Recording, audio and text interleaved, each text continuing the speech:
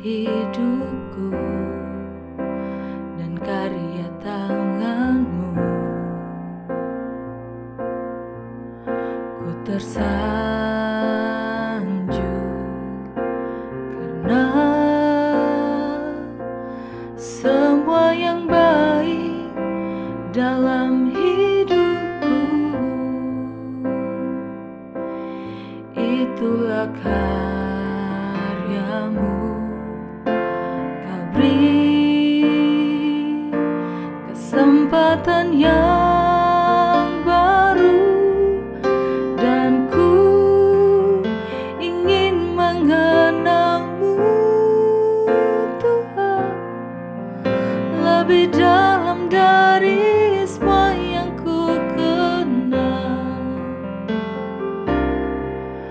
Tiada kasih yang melebihimu. Ku ada untuk menjadi penyembahmu.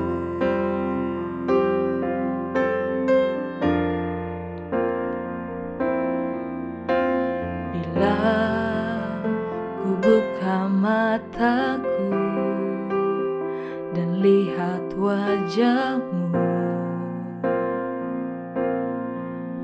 ku terkagum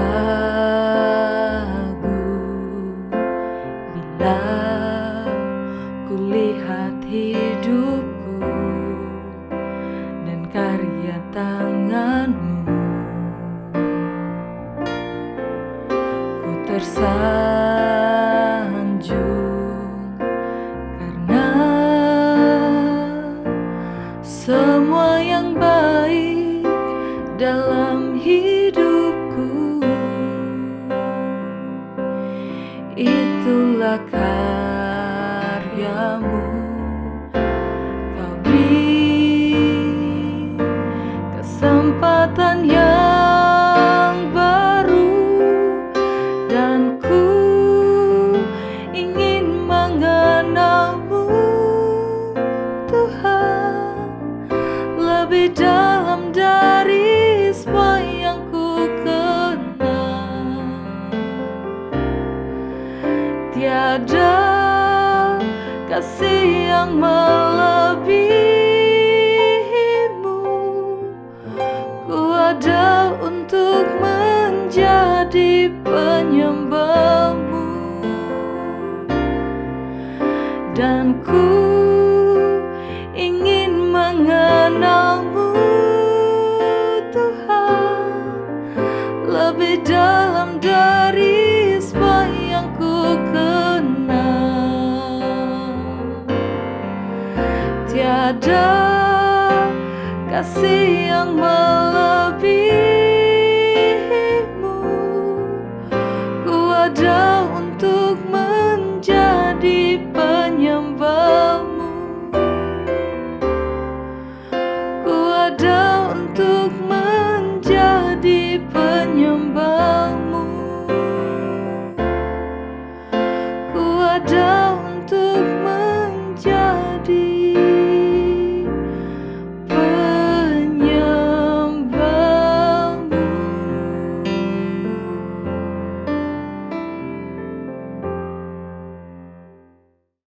Shalom, saudara, kita berjumpa lagi di dalam belajar kebenaran. Kali ini kita sedang belajar bagian daripada hidup berjemaat yang merupakan pola hidup di dalam keluarganya Allah. Jadi, hidup kita itu sebagai seorang percaya, yang paling penting adalah hubungan kita dengan Tuhan, dan yang kedua adalah hubungan kita dengan sesama di dalam keluarga Allah.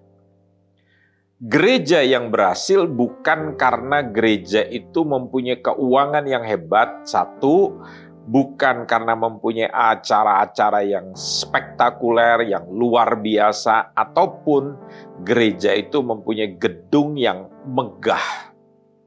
Tetapi gereja yang benar itu dibangun di dalam dua hal tadi, yaitu hubungan dengan Tuhan secara vertikal kita dengan pencipta kita. kita mengalami pemulihan, pengampunan dosa yang luar biasa, kita hidup di dalam kasih karunia-Nya Tuhan, berjalan di dalam kebenaran, dan itu adalah sebuah pola yang baru bagi kita orang yang hidup di dalam Tuhan, bagaimana kita menerapkan pola di dalam kerajaannya Allah. Artinya, kita harus hidup sebagai anggota kerajaannya Allah itu di mana Allah menjadi raja kita. Bagaimana caranya kita?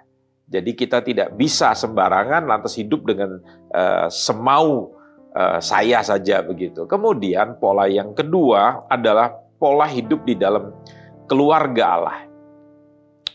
Sebagai anggota dia di dalam tubuh Kristus, kita penting sekali mengajar dan belajar bagaimana kita menerapkan hidup sebagai seorang percaya terhadap sesama kita. Itu diajarkan 10 peraturan hidup atau yang disebut 10 hukum Taurat itu disingkat, diringkas menjadi 2 hukum kasih. Kasihilah Tuhan Allahmu dengan segenap hatimu. Dia yang pertama dan utama.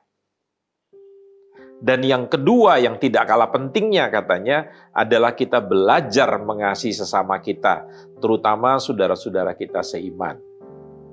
Ya.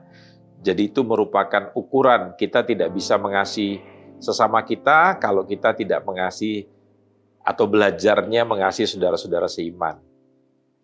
Kita tidak bisa mengasihi saudara-saudara seiman kalau kita tidak pernah belajar mengasihi Tuhan. Jadi orang yang mempunyai hubungan dengan Tuhan atau keintiman dengan Tuhannya terganggu, pasti akan membuat kerusakan di dalam hubungan dengan sesamanya. Akibat daripada kebenaran itu adalah damai sejahtera.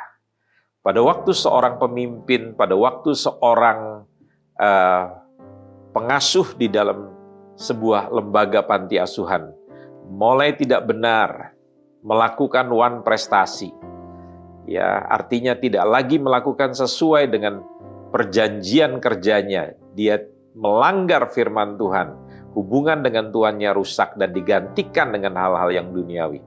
Percayalah, pelayanannya akan timbul yang namanya kekacauan. Bagus kalau kita menjadi sadar bahwa kerusakan di dalam kehidupan keluarga, dalam kehidupan pribadi, dalam kehidupan pekerjaan disebabkan karena kita tidak mempunyai hubungan yang intim dengan Tuhan dan kita tidak menerapkan hukum kasih di dalam hubungan kita dengan sesama kita, terutama di dalam keluarga Allah. Nah, saudara-saudara, di dalam pelajaran yang ketiga ini saya ingin sekali Anda belajar tentang yang namanya pengabdian. Yuk, saya akan buka melalui penjelasan firman Tuhan di dalam 2 Korintus. Kita buka Alkitab kita, 2 Korintus pasal yang kelima ayat yang ke-15. Dan Kristus telah mati untuk semua orang, supaya mereka yang hidup tidak lagi hidup untuk dirinya sendiri, tetapi untuk Dia yang telah mati dan telah dibangkitkan untuk mereka. Ada banyak orang berpikir bahwa anugerah itu hanyalah keselamatan saja. Titik. Lantas mereka tidak berpikir bahwa anugerahnya Tuhan itu begitu banyak sekali. Banyak orang yang merasa cukup bahwa saya sudah diselamatkan dan saya tidak punya tanggung jawab apa-apa lagi. Perhatikan ayat ini mengatakan, dan Kristus telah mati untuk semua orang. Artinya kita yang sudah ditebus menerima pengampunan dosa daripada Kristus. Kalimat selanjutnya, supaya mereka yang hidup tidak lagi hidup untuk dirinya sendiri, tetapi untuk Dia yang telah mati dan telah dibangkitkan untuk mereka.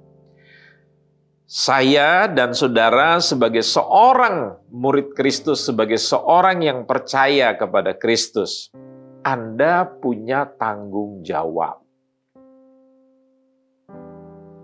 Anda harus menjadi hamba Dalam arti kata lain, Anda harus mengabdikan diri kepada majikan yang baru.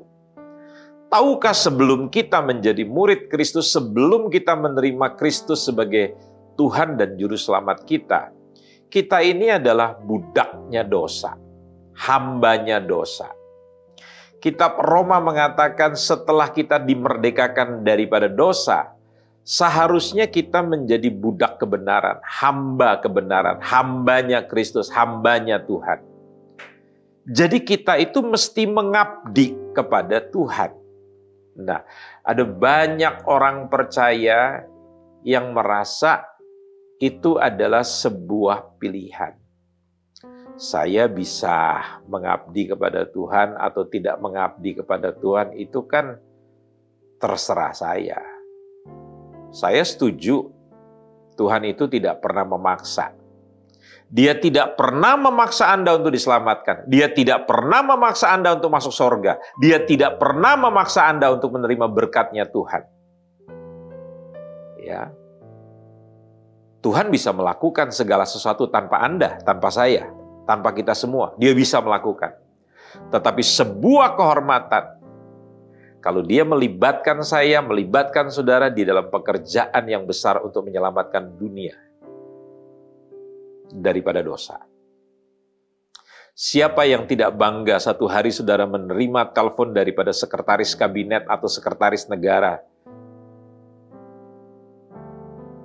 Anda diberitahu bahwa Pak Jokowi memberikan kehormatan kepada Anda untuk menjadi salah satu pembantunya. Bukankah merupakan sebuah kehormatan Anda bisa mengabdi kepada pemimpin negara untuk mensejahterakan rakyat? Tidakkah saudara mempunyai sebuah kebanggaan di dalam hidup kalau Tuhan menyertakan saudara di dalam pekerjaan yang besar ini? Merupakan sebuah kehormatan. Dengarkan kalimat saya, merupakan sebuah anugerah yang kedua.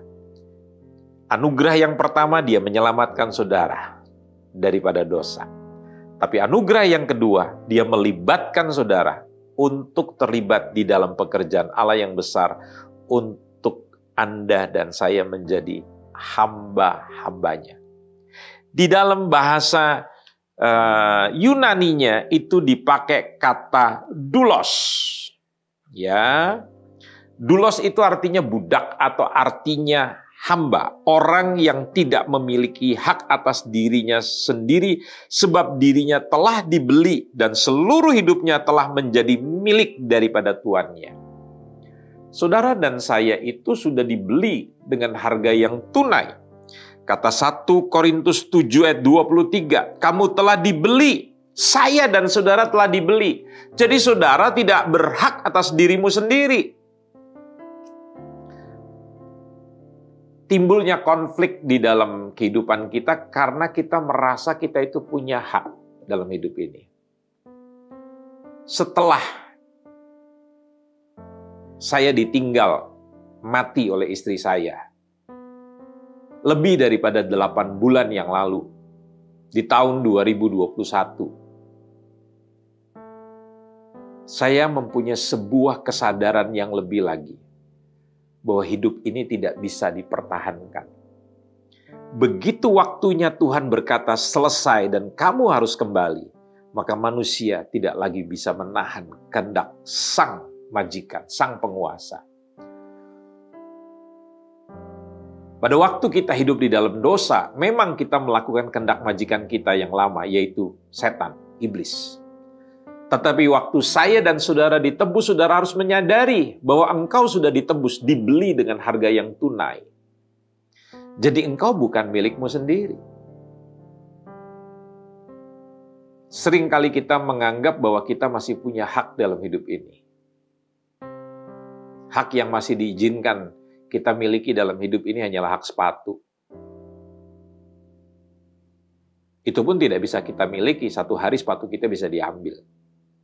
Saudara bayangkan, nyawa saya dan nyawa saudara saja tidak bisa dipertahankan. Masa saudara ingin mempertahankan, menggenggam erat uang yang saudara merasa itu adalah hasil kerja keras saudara? Saya ulangi sekali lagi, nyawa saya dan nyawa saudara saja tidak bisa dipertahankan. Waktunya tiba, kita pulang memenuhi panggilan Tuhan. Dan tidak ada satupun yang kita bisa bawa. Semua kita tinggalkan. Ada banyak orang berpikir kalau saya meninggal, saya bisa tinggalkan kepada keluarga saya. Bagaimana kalau satu keluarga celaka semuanya? Anda ingat artis yang meninggal dalam tabrakan maut di Jawa Timur beserta dengan suaminya. Kita bisa saja merancang untuk masa depan kita, tetapi semua tergantung pada Tuhan. Mari sadari siapa saya, siapa saudara. Kita cuman manusia biasa, debu tanah. Debu itu adalah bahan yang rapuh, saudara-saudara. Jadi, ayat ini di dalam 1 Korintus 7:23, kamu telah dibeli dan harganya telah lunas dibayar. Karena itu, janganlah kamu menjadi hamba manusia.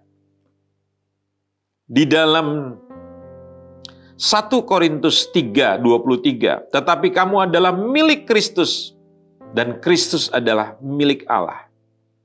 1 Korintus 6 ayat 19 berkata, atau tidak tahukah kamu bahwa, Anda baca selanjutnya, kamu bukan milik kamu sendiri. Jadi saudara di sini bisa lihat begitu, bahwa saya dan saudara itu setelah ditebus, kita itu bukan milik kita sendiri. Dalam 1 Korintus 6 ayat 19 di situ dikatakan, atau tidak tahukah kamu bahwa kamu bukan milik kamu sendiri.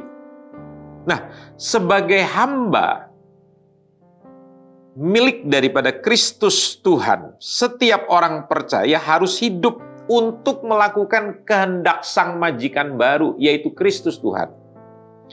Hanya dengan demikian, saya dan saudara dapat berkenan dan menyukakan hati Tuhan. Jadi sekarang saudara itu hidup tidak lagi bebas melakukan kehendak saudara sendiri di bawah pimpinan ego saudara, nafsu saudara. Saudara mesti belajar menundukkan diri kepada ketuhanan Kristus. Makanya selalu saya mengatakan, terimalah Yesus itu bukan hanya sebagai juru selamat, tetapi sebagai kurios, sebagai penguasa tunggal, sebagai Tuhan. Kita menyebut dia Tuhan, Tuan, majikan kita. Tetapi kita tidak mau melakukan perintahnya. Malah kita menyuruh Tuhan itu menjadi budak kita untuk melakukan semua ambisi kita. Kita tetap memperbudak diri kita dengan ego kita, dengan nafsu kita, dengan keinginan kita. Buktinya apa? Ya, kita tidak ibadah, lantas kita berpikir ibadah itu cuma yang penting online gitu.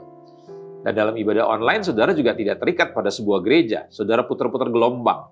Seperti channel radio, channel televisi, saudara tinggal cari pengkhotbah yang menyenangkan hati saudara, cocok dengan diri saudara. Anda sedang menggenapi firman Tuhan. Akhir zaman akan datang masa di mana orang-orang hanya mendengar firman yang dia anggap cocok dengan telinganya. Anda tidak belajar tentang penundukan diri, Anda tidak belajar untuk menjadi sebuah keluarga, bergesekan satu dengan yang lainnya. Nggak ada keluarga kakak adik itu nggak beda pendapat, nggak ribut, nggak konflik. Nggak ada suami istri, nggak ada orang tua dengan anak, menantu dengan mertua, nggak konflik. Nah, saudara mau jadi anggota gereja yang tidak pernah konflik, tidak pernah bergesekan satu dengan yang lainnya, bagaimana saudara bisa didewasakan? Besi menajamkan besi dan manusia menajamkan sesamanya. Nah, di dalam Galatia 1 ayat yang ke-10, jadi bagaimana sekarang? Adakah aku cari kesukaan manusia atau kesukaan Allah? Adakah aku coba berkenan kepada manusia? Sekiranya aku masih mau mencoba berkenan kepada manusia, maka aku bukanlah hamba Kristus. Hamba Kristus itu belajar menundukkan diri, mencari perkenanannya Tuhan. Bukan perkenanannya manusia, bukan perkenanannya diri sendiri. Saudara menjadi seorang Kristen sekarang itu belajar melayani majikan baru saudara. Siapa majikan kita yang baru? Yaitu Kristus, Tuhan sendiri. Coba periksa. Mana bagian-bagian dalam kehidupan saudara yang belum diserahkan kepada Tuhan? Ya, coba tanya deh tentang jodoh saudara. Apakah saudara tunduk sama Tuhan? Bertanya pada Tuhan. Ya, masa depan daripada hidup Anda, pekerjaan Anda tanya nggak sama Tuhan? Ya, bagaimana dengan pergaulan Anda? Ikut nggak norma-norma kebenaran firman Tuhan, nilai-nilai kebenaran? Atau Anda dihancurkan dengan nilai-nilai dunia dengan berbicara jorok, berbicara kotor? Anda pergi ke pesta-pesta disco, Anda masuk ke bar-bar night club, klub malam semua hanya karena ingin tahu. Saudara lantas menegak minum-minuman keras sampai Anda juga lupa diri, Anda mabuk, Anda mulai belajar ngedrak. Anda terlibat dengan pornografi. Anda lihat teman-teman Anda main game. Anda juga ikut main game bukan sebagai sebuah sarana selingan saja, tapi Anda betul-betul di situ dan Anda menjadi edik. Sehingga Anda tidak bisa konsentrasi di dalam studi Anda, di dalam sekolah Anda, di dalam pekerjaan Anda. Anda menjadi orang pecundang di situ, menjadi orang yang kalah. Bagaimana dengan keuangan Anda? Anda sesuaikan nggak dengan firman Tuhan? Atau Anda tetap ego? Menjadi orang yang terus mementingkan diri sendiri, tidak pernah peduli kepada orang lain, membantu orang lain belajar untuk mengembalikan miliknya Tuhan, belajar untuk memberikan persembahan bagi pekerjaan Tuhan, menolong orang-orang yang di dalam kesusahan, pembangunan gedung-gedung ibadah. Pernah nggak saudara bertanya kepada Tuhan sebagai seorang abdinya Tuhan, hambanya Tuhan? Kita ini budaknya Tuhan, seharusnya kita nuruti majikan kita. Bukan kita tuh hidup sakarpe dewe, semaunya gue gitu loh. Ya. Waktu. Satu hari kita diberikan 24 jam. Itu kita pergunakan nggak betul-betul dengan bertanggung jawab? Apa yang menjadi prioritas kehidupan saudara? Saudara tanya nggak sama Tuhan? Apa yang paling penting? Carilah dahulu kerajaan Allah. Dalam bahasa yang lainnya, biarlah Anda diperintah oleh Tuhan. Jadikan dia itu raja. Dan Anda hidup di dalam pola kebenarannya Allah. Ikut di dalam akidah, aturannya Allah. Maka engkau akan mendapatkan jaminan daripada Tuhan. Akibat daripada kebenaran itu, Anda hidup di dalam damai sejahtera, bukan kekacauan. Ya, kita teruskan pelajaran ini lebih dalam lagi. Ya, kemudian di dalam 1 Petrus 4 ayat yang ke-10, layani katanya. Sebagai seorang abdi Allah, sebagai seorang hamba Tuhan, sebagai seorang pengabdinya Tuhan. Ingat pelajaran ini judulnya tentang pengabdian. Ya, di dalam 1 Petrus 4 ayat ke-10, layanilah seorang akan yang lain, sesuai dengan karunia yang telah diperoleh tiap-tiap orang sebagai pengurus yang baik dari kasih karunia Allah. Anda sudah diberikan talenta. Talenta itu pemberian Tuhan, bakat itu pemberian Tuhan. Begitu Anda hidup dalam Tuhan, Tuhan tambahkan lagi yang namanya karunia-karunia rohani. Namanya juga gift, pemberiannya Allah. Nah, itu dipakai bukan untuk kepentingan saudara. Contoh yang sederhana ya. Sebagai seorang sales yang baik itu bukan memperdaya orang lain. Membeli produk yang dia sendiri tidak pernah memperoleh manfaatnya, tetapi dia menawarkan kepada orang lain demi meraup keuntungan pribadi. Itu bukan sales yang baik. Percayalah kalau Anda mau menjadi tenaga pemasaran yang baik, Anda menjual sesuatu yang Anda sudah rasakan. Anda bisa yakinkan pada orang lain. Jangan menjual sesuatu karena ingin keuntungan pribadi, terus Anda mengorbankan orang lain. Anda cari korban. Anda cari klien-klien yang bisa Anda meraup keuntungan untuk diri sendiri. Saya pikir ini bukan sales yang baik.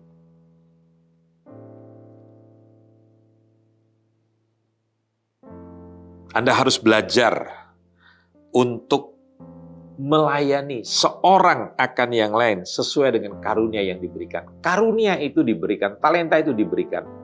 Tujuannya adalah untuk kemaslahatan atau keselamatan, kebaikan orang banyak. Pada waktu saudara memberi hidup saudara buat kemaslahatan atau keselamatan orang lain, Tuhan akan memberi pada saudara. Luar biasa, berkat yang melimpah. Apa sih artinya berkat yang melimpah? Anda hidup di dalam kecukupan. Mana yang lebih tinggi, hal yang rohani dengan hal yang jasmania? Saudara tahu, Tuhan itu akan memberikan hal-hal yang rohani. Itu harta yang sesungguhnya. Setelah dia melihat Anda benar nggak di dalam hal yang jasmania.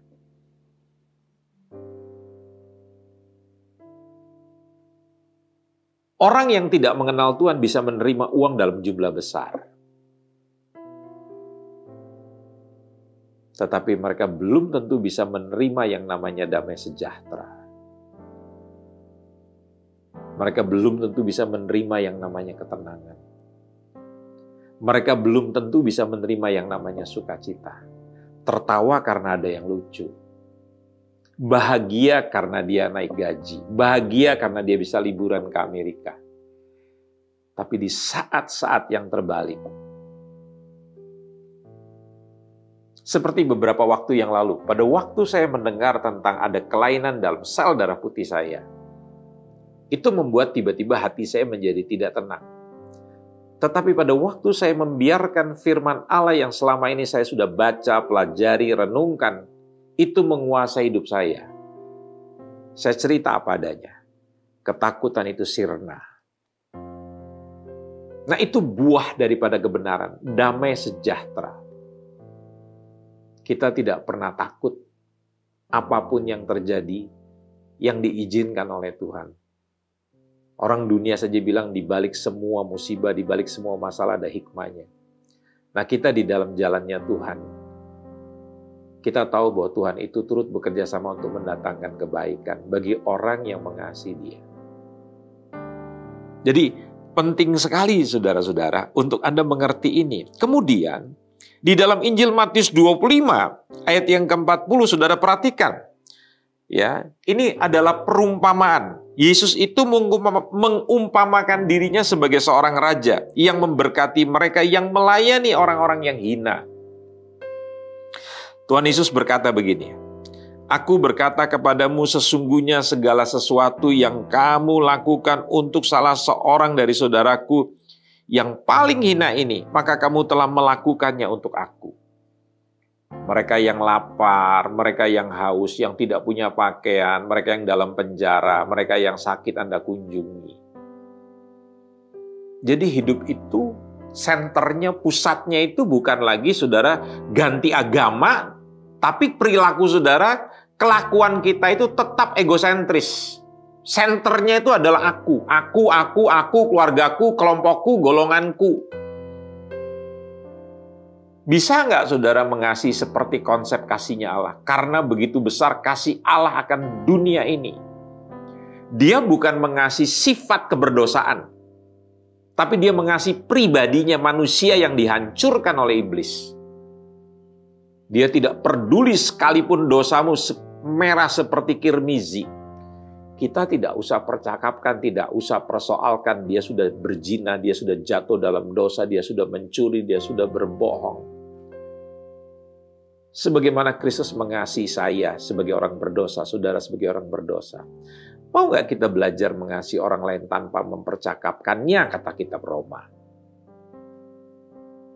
Kesalahan mulut kita itu selalu menjelekan orang, selalu gampang ngomongin kekurangannya orang. Ibu-ibu kalau kumpul ngegosipin suami orang, ngegosipin pemimpin, ngegosipin pekerja yang lain.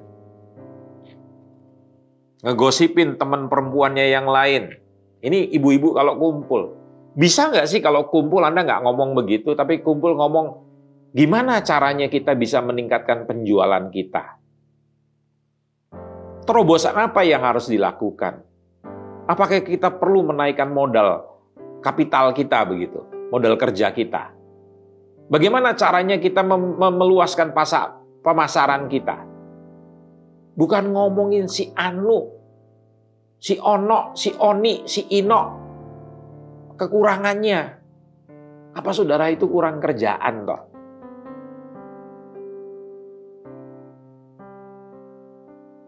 Dalam gelanggang arena pertandingan itu hanya ada dua golongan. Menurut firman Tuhan, penonton dan pemain. Anda pemain atau penonton? Penonton itu jumlahnya lebih banyak. Dan komentatornya lebih banyak. Lebih pinter. Pemain itu jumlahnya lebih sedikit. Dan mereka nggak sibuk ngomongin pemain-pemain yang lainnya. Sibuknya apa? Bermain, bekerja. Nggak ada waktu untuk gosip. Belajarlah jadi seorang hamba Tuhan yang baik. Sebagai hamba kebenaran.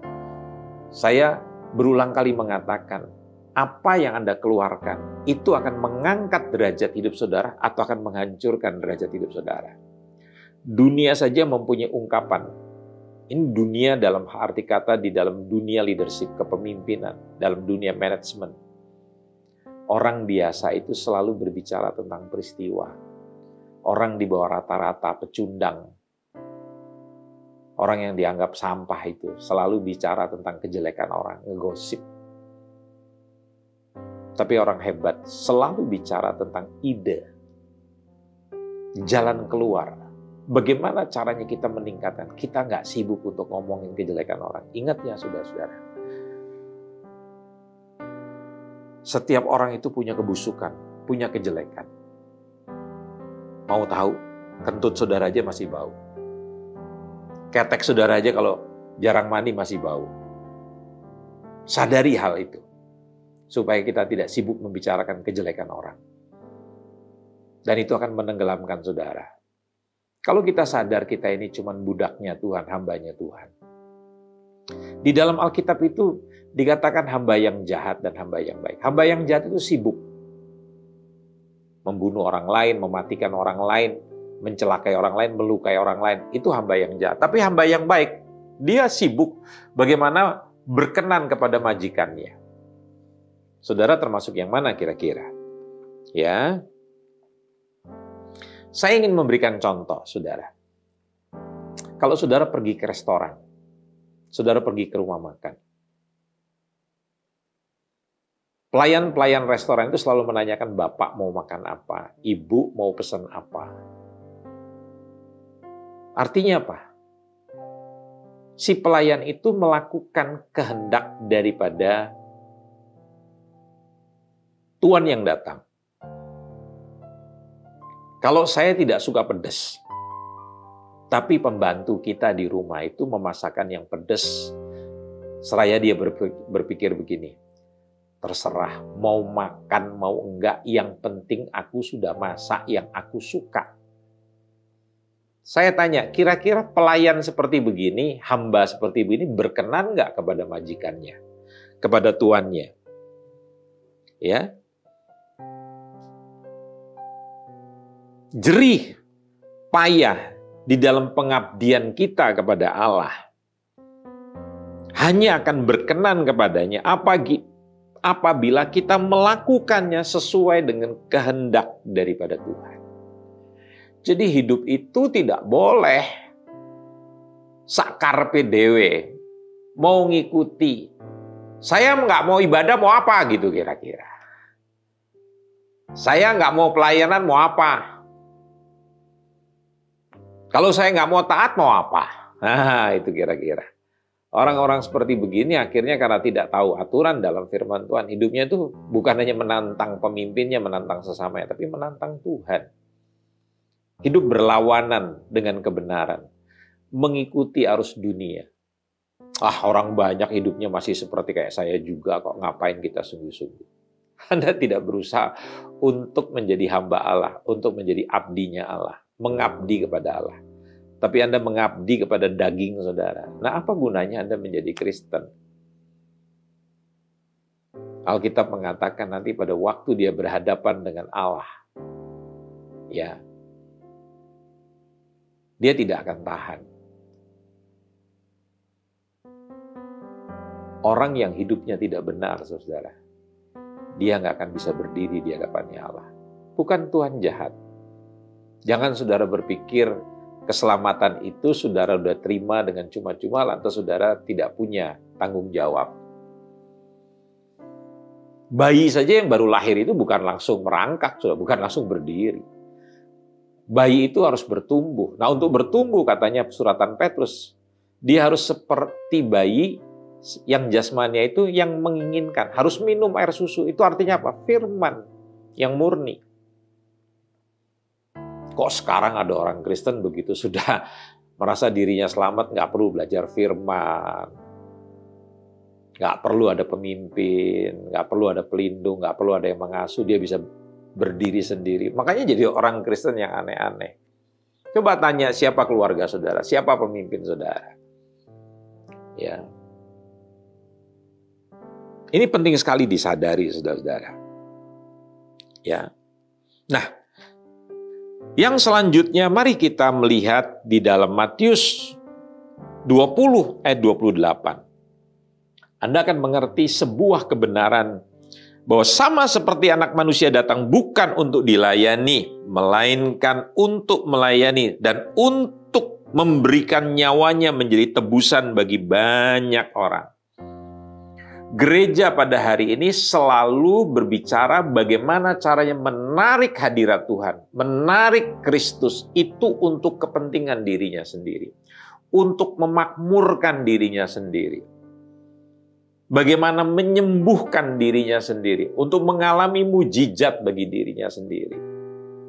Mujizat terbesar itu bukan saudara buta melihat, timpang berjalan. Mujizat terbesar itu pada waktu saudara bertemu dengan Sang Juru Selamat dan hidup saudara diubahkan. Itu mujizat terbesar. Itu harta yang besar yang tidak bisa dibeli oleh dunia. Jadi kalau saudara menerima keselamatan, itu adalah anugerah Allah yang terbesar. Tetapi, kita harus belajar bagaimana sifatnya Kristus. Dia raja, jadi manusia, merendahkan diri, dan dia melayani, dan dia taat. Kok kita jadi anaknya Tuhan, datang itu seperti bos maunya dilayani. Anda sadar nggak yang hari Minggu datang kebaktian, datang paling lambat, datang terlambat, pulang paling cepat? Anda nggak pernah berpikir siapa yang mengatur bangku, siapa yang membereskan semuanya. Pernah nggak Anda belajar menjadi seorang pelayan? Oh, saya kan bos. Ya, itu bos menurut kata dunia. Tapi lihat bos di atas segala bos, raja di atas segala raja, Kristus. Dia datang katanya bukan untuk dilayani, tapi melayani. Bahkan dia memberikan hidupnya, nyawanya. Bagaimana Anda bisa memberikan nyawa? Harta saja Anda perhitungan. Disuruh mengembalikan miliknya Tuhan aja 1 bagian dari 10 bagian yang Tuhan percayakan pada saudara. Saudara bilang apa? Kalau saya nggak mau, sekali lagi Tuhan tidak pernah menantang dan Tuhan tidak pernah memaksa saudara. Saya senang bersahabat dengan orang yang pemberi. Saya rasa Anda juga begitu senang bersahabat dengan orang yang pemberi. Orang yang kikir, yang suka perhitungan, Anda juga nggak suka. Itu arti ayat firman Tuhan dalam 2 Korintus 9. Bahwa Allah mengasihi orang yang memberi dengan sukacita. Jadi orang Kristen sampai kapan Anda menjadi orang yang pelit? Kenapa pelit? Karena Anda berpikir untuk diri Anda sendiri. Bagaimana caranya Anda bisa kaya? Bisa, dengan prinsip dunia Anda bisa kaya. Tapi Anda akan mengalami kesepian. Apa yang Anda capai tidak akan pernah memuaskan Anda. Itu sama seperti orang yang haus dan dia minum air laut. Semakin banyak dia minum air laut, semakin dia haus. Percayalah, apa yang diberikan oleh dunia tidak pernah bisa memuaskan Anda. Tapi kalau Anda hidup di dalam Tuhan, Anda akan menerima kepuasan yang sejati. Jadi di sini saya belajar, ya, Tuhan Yesus itu datang ke dunia bukan untuk dilayani, melainkan untuk mengabdi. Nah, saudara-saudara, jadi dari kebenaran dalam Matius 20 ayat 28 ini, bukan saja Kristus mengajar tentang pentingnya pengabdian dengan perkataan, tetapi Dia juga memberikan teladan contoh melalui kehidupannya. Antara lain apa? Dia membasuh kaki para muridnya. Perhatikan. Ya. Dalam Yohanes 13, 14-15, sesudah membasuh kaki murid-muridnya, Tuhan Yesus berkata, "Jadi jikalau aku membasuh kakimu, aku yang adalah Tuhan, bukan manusia budak seperti saya dan saudara. Dia adalah raja di atas segala raja, Tuhan di atas segala yang dipertuan di atas muka bumi ini. Dia mau merendahkan diri jadi seperti manusia. Dan dia katakan, aku yang adalah Tuhan dan gurumu." Dia mau membasuh kaki murid-muridnya. Maka kamu pun wajib saling membasuh kakimu. Sebab aku telah memberikan suatu teladan kepada kamu, supaya kamu juga berbuat sama seperti yang telah kuperbuat kepadamu. Kata Yohanes 13, ayat 14-15. Bukan ini arti secara hurufiah, tapi artinya itu kita harus mau merendahkan diri kita, merendahkan hati kita, untuk melayani sesama kita. Ya, jadi pengabdian itu merupakan kewajiban dari setiap orang percaya. Pengabdian itu menuntut kita untuk melakukan apa yang telah diperintahkan kepada kita tanpa memikirkan kesenangan maupun puji-pujian bagi diri kita sendiri. Jangan melakukan sesuatu itu karena saudara mendapatkan pujian. Begitu nggak dapat pujian, saudara marah. Yuk kita lihat dalam Injil Lukas 17. Ayat yang ke-10.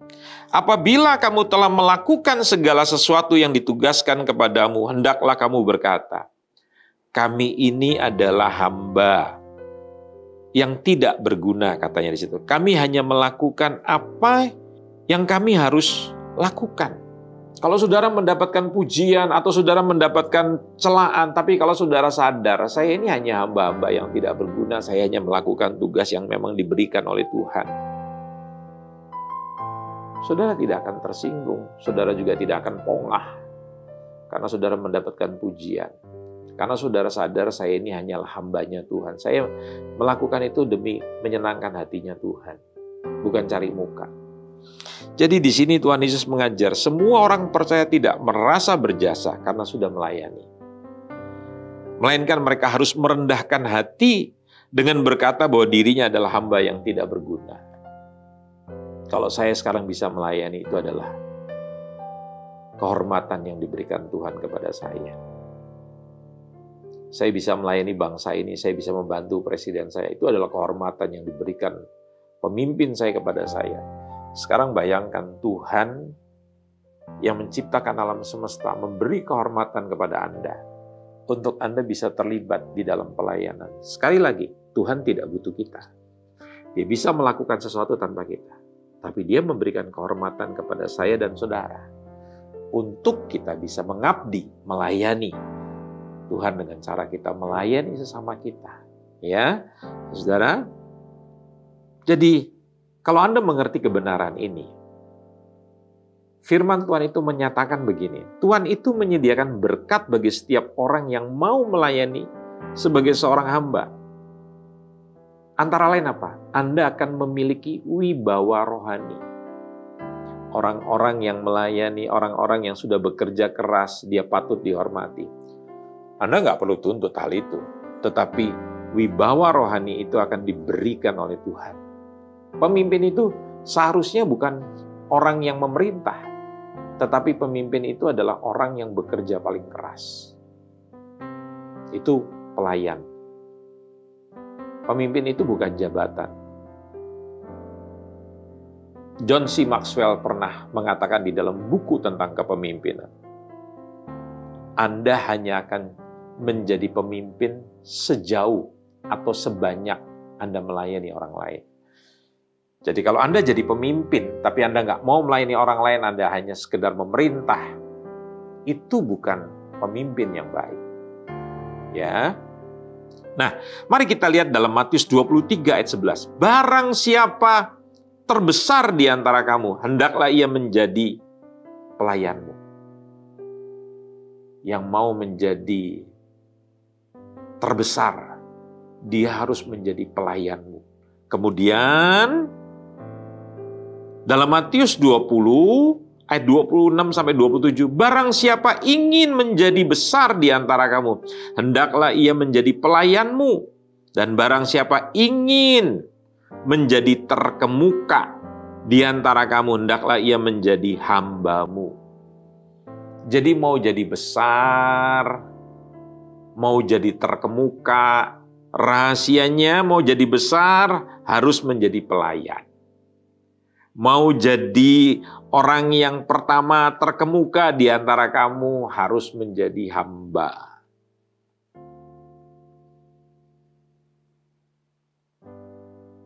John C. Maxwell tadi bilang, Anda hanya menjadi pemimpin sejauh Anda melayani. Jadi begitu Anda menjadi pelayan, menjadi hamba yang melayani, Anda menjadi orang penting di mata Allah.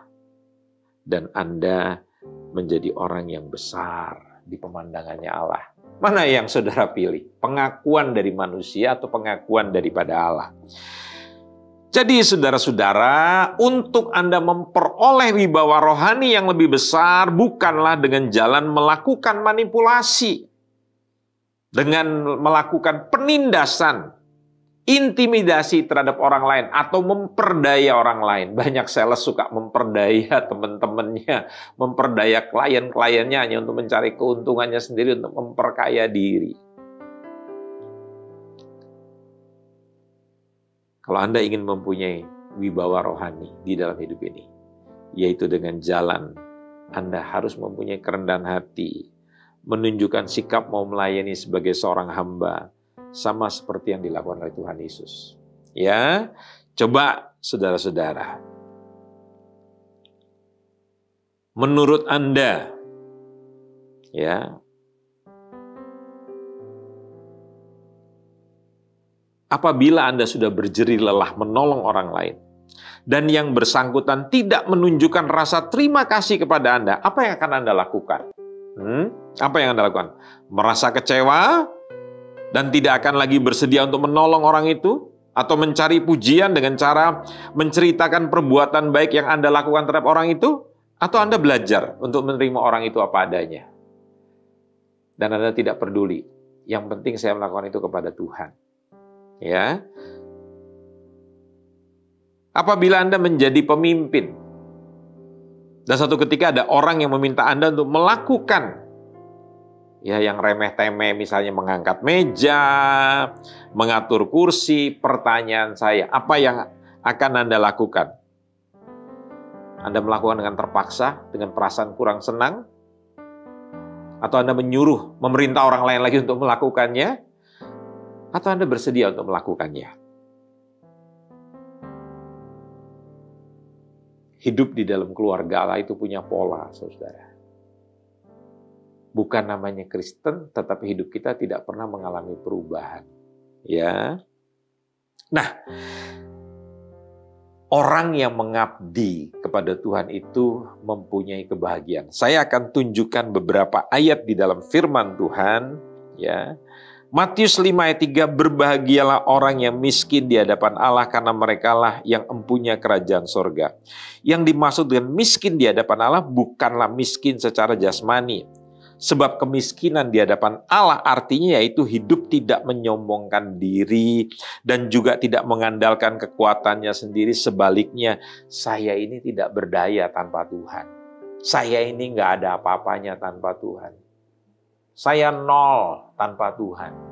Nggak ada yang saya banggakan. Hidup saya itu semua daripada Tuhan. Nah, itu orang yang miskin. Dia disebut berbahagia. Jadi sebagai hamba Allah, kita adalah miliknya. Nah, hidup kita sangat bergantung kepada Dia. Nah, orang ini seperti gini adalah orang yang berbahagia. Yang selanjutnya ayat 5. Berbahagialah orang yang berduka cita karena mereka akan memiliki bumi. Saya akan tunjukkan hal yang kedua tentang kebahagiaan. Alkitab berkata dalam Matius 5 ayat yang kelima, berbahagialah orang yang lemah lembut karena mereka akan memiliki bumi. Kelemah lembutan itu tidak sama dengan kelemahan. Kelemah lembutan itu adalah kekuatan yang dikendalikan. Lawan dari kelemah lembutan itu apa? Keras hati. Presiden Amerika itu namanya George Washington. Tapi tiba-tiba ada yang menentang dia. Salah, Pak. Thomas Jefferson. Orang yang lemah lembut mengatakan gini, oh ya, terserah Anda. Jadi dia tidak mempertahankan. Sekalipun itu benar. Tapi orang yang sombong nggak mau. Kamu bodoh. Presiden Amerika itu adalah George Washington. Ngapain sih Anda berdebat dengan orang bodoh? Orang seperti gini nggak akan bisa bahagia. Orang yang bahagia itu adalah orang yang lemah lembut. Tidak perlu ngotot dengan orang-orang yang sombong, dengan orang-orang yang bodoh. Itu orang yang lemah lembut. Jadi dia tidak mempertahankan. Ya. Selanjutnya adalah dalam ayat ke-7, masih Matius 5. Berbahagialah orang yang murah hatinya, karena mereka akan beroleh kemurahan. Kemurahan hati itu adalah sikap yang suka menolong orang lain. Orang-orang yang menderita ditolong. Sama seperti Tuhan Yesus sendiri suka menolong orang yang menderita. Nah, kebalikan dari sikap murah hati itu adalah hidup yang egois, kikir, pelit, mementingkan diri sendiri, dan tidak peduli akan kesengsaraan orang lain. Orang yang begini nggak akan bisa punya kebahagiaan yang sejati. Ayat 10 sekarang, perhatikan, Matius 5 ayat 10. Berbahagialah orang yang dianiaya oleh sebab kebenaran, karena merekalah yang empunya kerajaan sorga. Kerelaan untuk menanggung penderitaan. Kenapa sih kamu nggak lebih suka dianiaya, lebih suka menderita karena kebenaran? Kalau saudara menderita karena saudara nyolong, menipu orang, itu wajar. Tapi kenapa sih Anda tuh kalau misalnya karena melakukan kebenaran Anda dianiaya? Anda tenang-tenang saja. Ya. Kalau kita sebagai hamba Allah begitu, harus menderita karena kita melayani yang baik, melakukan kebenaran begitu. Ya, kita salah dimengerti oleh orang, sehingga kita nggak menerima pujian, kita diejek, kita dicela. Ya nggak perlu marah, saudara. Nah, ini kebahagiaan seorang hamba Tuhan. Nah, ya, coba. Kalau Anda mempunyai masalah dan memerlukan orang lain untuk diajak bicara, ya, Anda akan mencari orang yang perkataannya apa? Pastikan Anda akan cari orang yang perkataannya itu bisa membalut luka hati Anda, bisa memberikan semangat, bisa menyegarkan. Tidak mungkin Anda cari orang yang menyakitkan hati Anda, yang melemahkan semangat, yang suka nyindir, yang suka mentertawakan kebodohan kita. Tapi orang-orang yang bisa mengencourage kita, membangun kita, menghibur kita. Jadilah seorang hamba Tuhan, seorang anak Tuhan yang hidupnya itu seperti begitu, saudara. Bukan menghancurkan orang lain. Nah, saudara-saudara, ya, kehidupan Tuhan Yesus itu tadi dikatakan dia sebagai teladan, begitu. Ya, sekarang kita lihat, saudara-saudara, ya, sebagai seorang abdi Allah, sebagai seorang anak Tuhan, kita harus mengabdi kepada Tuhan. Kita harus belajar apa? Melepaskan hak kita. Karena nyawa kita pun kita tidak bisa pertahankan. Apa sih yang Anda bisa pertahankan? Anda perlu belajar membatasi diri, mengekang diri. Anda perlu belajar taat, Anda perlu belajar menderita untuk kepentingan orang lain. Gak apa-apalah. Kalau itu bisa membuat mereka bahagia dengan saya menderita, nggak ada masalah. Begitu. Ya. Mari kita membaca Filipi 2 ayat 5-7. Hendaklah kamu dalam hidupmu bersama menaruh pikiran dan perasaan yang terdapat juga di dalam Kristus Yesus, yang walaupun dalam rupa Allah tidak menganggap kesetaraannya dengan Allah itu sebagai milik yang harus dipertahankan. Jangan pernah mempertahankan hak saudara. Yesus berani lepaskan, melainkan telah mengosongkan diri sendiri dan mengambil rupa seorang hamba dan menjadi sama dengan manusia. Gampang nggak saudara? Mengorbankan hak saudara, melepaskan hak saudara. Saudara menjadi seorang hamba, tidak mudah. Saya berdoa, biarlah kita berubah. Ya, jadi itu yang dikatakan dalam ayat 5-7. Dalam hidupmu bersama menaruh pikiran dan perasaan yang terdapat dalam Kristus Yesus. Tidak menganggap kesetaraan dengan Allah. Anda sekarang apa? Pemimpin. Anda sekarang orang kaya. Anda punya jabatan yang hebat. Seperti Kristus. Tidak mempertahankan sebagai milik yang harus dipertahankan. Melainkan telah mengosongkan diri dengan sengaja. Mengambil rupa seorang hamba dan menjadi sama dengan manusia. Jadi itu yang dia lakukan. Dan dalam keadaan manusia, ia telah merendahkan dirinya. Dan taat sampai mati, bahkan sampai mati di atas kayu salib. Dia harus menderita. Demi orang lain, demi orang banyak, demi menebus orang berdosa. Gereja zaman sekarang lebih banyak mengajarkan orang bagaimana menarik Allah untuk kepentingannya dia. Bukan mengajari diri kita untuk mengikuti kehendaknya Allah. Ini keterbalikan gereja pada hari ini. Ya, Anda perhatikan di dalam ayat yang ke-8 itu. Kemudian dalam ayat 9-11 dalam Filipi 2, itu sebabnya Allah sangat meninggikan dia dan mengaruniakan kepadanya nama di atas segala nama, supaya dalam nama Yesus bertekuk lutut segala yang ada di langit dan yang ada di bumi dan yang ada di bawah bumi, dan segala lidah mengakui Yesus Kristus adalah Tuhan bagi kemuliaannya. Rahasia untuk Anda diangkat oleh Allah, Anda harus belajar melayani. Bukan ongkang-ongkang tangan, ongkang-ongkang kaki, melipat tangan, dan tidak terlibat apa-apa. Anda harus belajar melayani orang lain. Jangan datang sebagai penonton, datanglah sebagai peserta, sebagai pemain di dalam pekerjaannya Tuhan.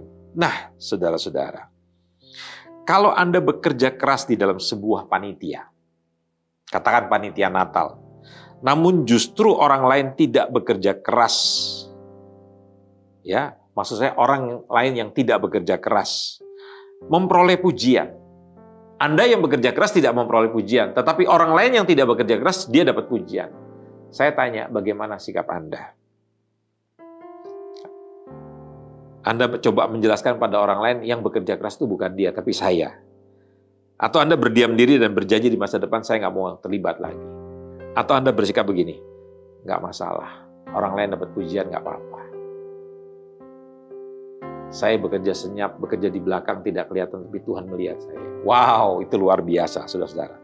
Ya, jadi belajarlah untuk menjadi orang yang luar biasa. Dan yang sebelum saya tutup, saya mau mengatakan begini: belajarlah jadi hamba yang setia.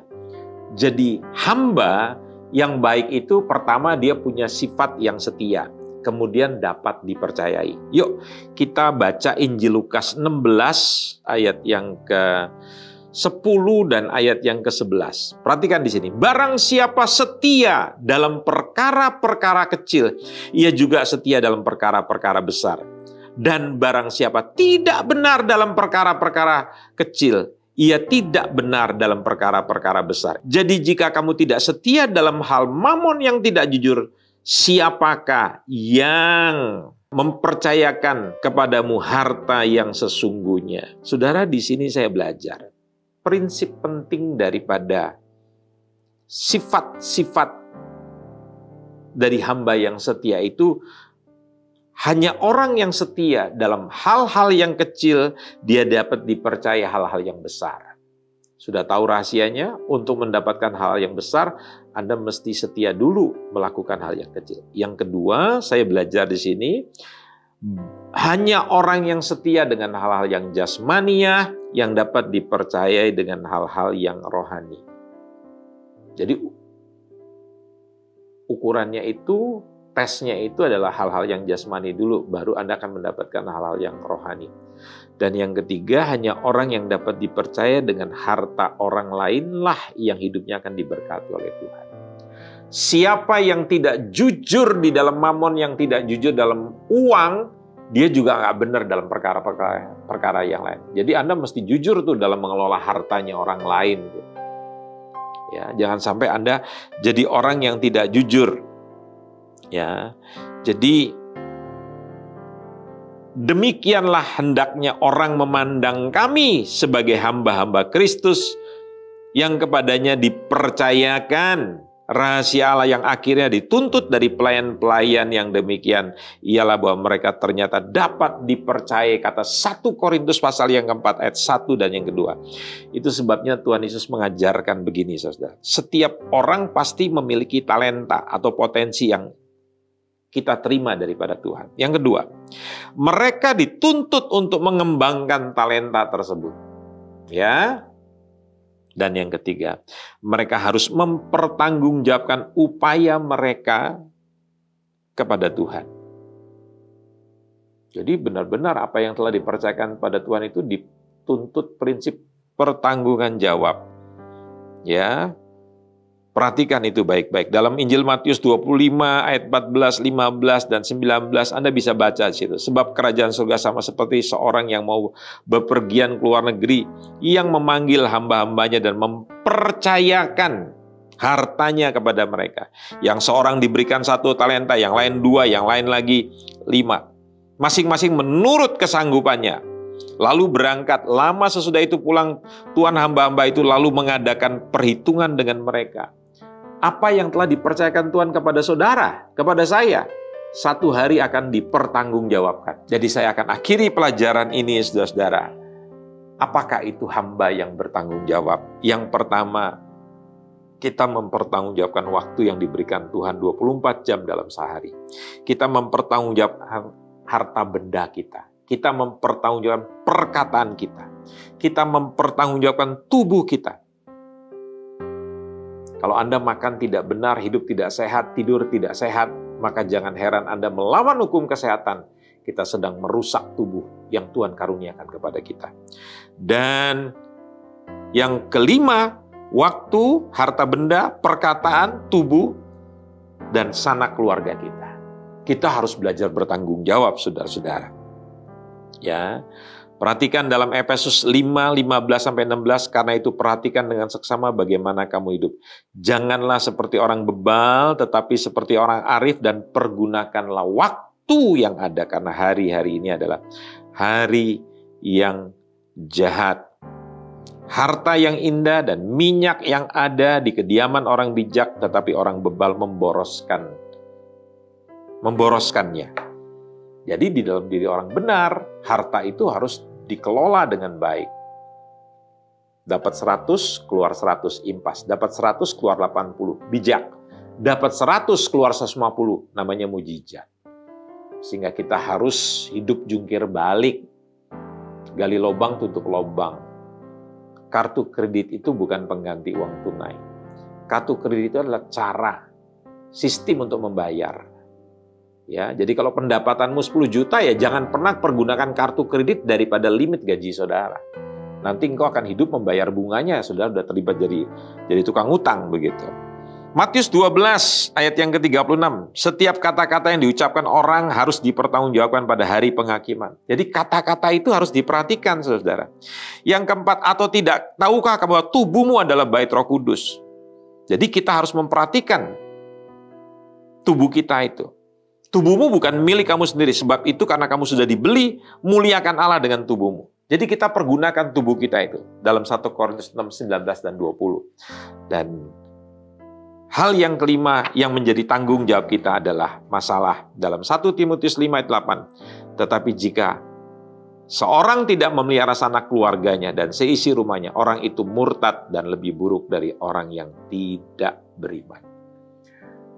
Sebagai seorang kepala keluarga, sebagai seorang suami, fokusmu kalau engkau menikah, suami engkau hanya memikirkan bagaimana caranya membahagiakan istrimu, bukan istri orang.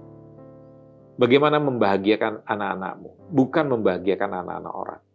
Ada banyak ayah yang jarang memeluk istrinya, jarang memeluk anak-anaknya, tapi dia rajin memeluk istri orang. Ada banyak istri yang tidak punya waktu untuk meladeni suaminya.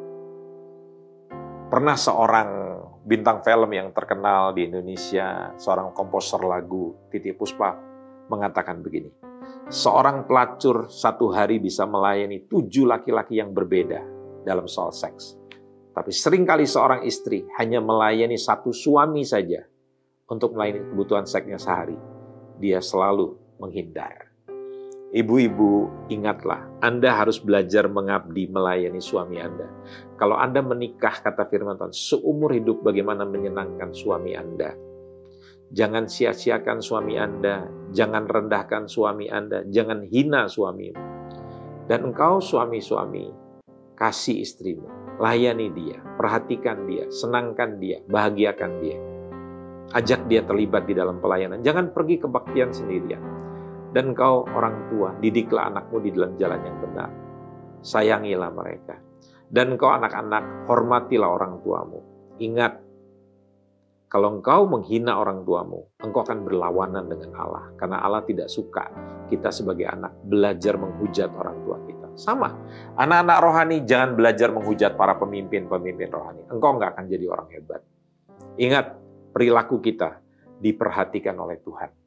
Jadilah orang yang mulai mengabdikan hidupnya kepada Tuhan. Amin. Mari kita berdoa. Bapa di surga, berkati setiap kami yang sudah belajar tentang pengabdian sebagai seorang murid Tuhan, sebagai anggota keluarga Allah, sebagai anggota tubuh Kristus. Penting sekali tertanam di dalam sebuah keluarga Allah, dalam sebuah gereja lokal. Tetapi di dalam gereja lokal kami hidup bagaimana caranya. Tuhan mengajari kami untuk kami tidak hanya hidup di dalam kasih persaudaraan, hidup di dalam visinya Allah. Tetapi sekarang kami juga belajar untuk menjadi orang yang mengabdi, yang melayani Tuhan dengan cara kami juga melayani sesama kami. Biarlah kami merendahkan hati kami, merendahkan diri kami seperti Tuhan juga telah merendahkan hidupnya menjadi berkat bagi banyak orang. Dan kami percaya itu cara Tuhan mempromosikan kami, cara Tuhan mengangkat kami. Dengan kami semakin ke bawah, Tuhan akan mengangkat kami. Di dalam nama Tuhan Yesus Kristus, Tuhan memberkati setiap kami yang sudah menyaksikan, mendengarkan pelajaran ini. Kami menyimak dan kami melakukan. Tuhan berkata, berbahagialah. Dalam nama Tuhan Yesus kami berdoa. Amin. Tuhan berkati kita sekalian, sampai jumpa di dalam pelajaran yang selanjutnya.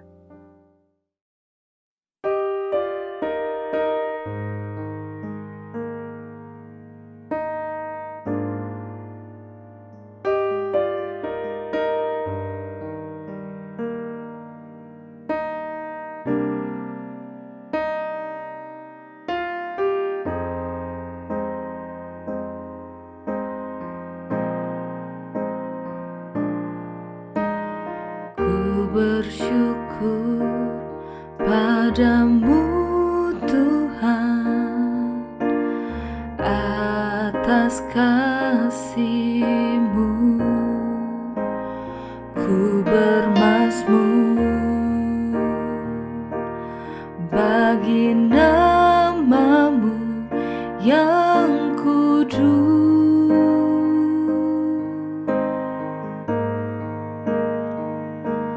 Sebab Engkau kebenaranku, padamu ku percaya.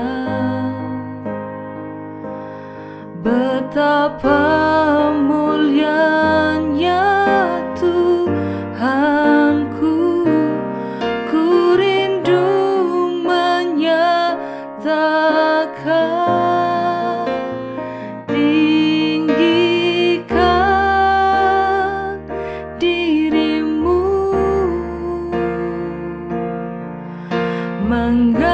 Mengatasi langit, kebesaran-Mu Tuhan, mengatasi bumi, tinggikan diri-Mu.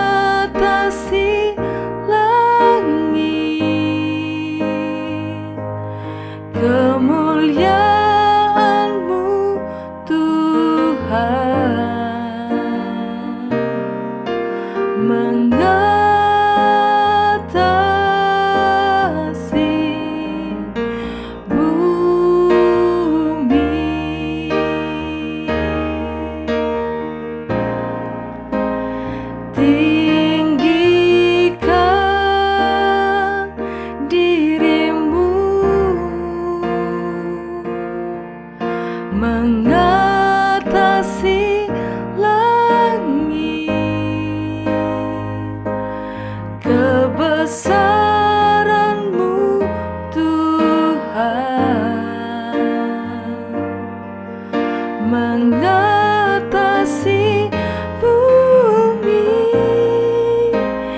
tinggikan dirimu,